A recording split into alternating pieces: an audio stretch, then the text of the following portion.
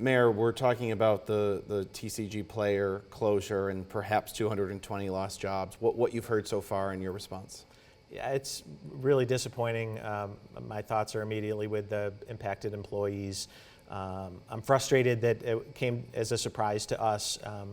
We work every year with businesses that may be going through some difficult times, may need to reconsider where they're located, and we work really hard to help retain existing businesses, and the fact that we didn't have an opportunity to do that is really disappointing. But we're going to work real hard with our partners to make sure those that are impacted have opportunities, because there's a lot of them. As I've said before, these types of announcements don't happen nearly as much as they used to, but they still hurt when they do, and we'll be ready to rally around those employees and get them back to work. How about this idea of a local kind of brilliant idea becoming a relatively big company and then being bought by a giant, which infuses some money locally, but then just a couple of years later gets closed? Yeah, it's the story of a lot of startups, and I don't begrudge the founders. That's how these things work.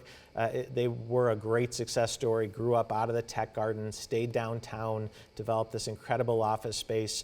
But yeah, when those acquisitions happen, you do tend to lose some local control, and I think that's bearing out in this decision.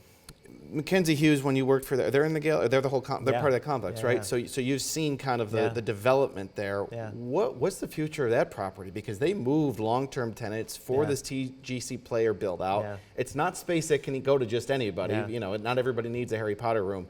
What literally could happen? I mean, what do you do to make sure that space gets back on its feet quickly? Yeah, we'll work with the property owners. That property has changed ownership within the past few years, so we'll have to work with them. But the good news is, as I said, there's a lot more businesses that are choosing to locate downtown and to grow downtown than there are those that are leaving. So I suspect whether it's commercial office space or repurposing what was originally intended to be an urban mall to something more active, I think that space we can get creative with.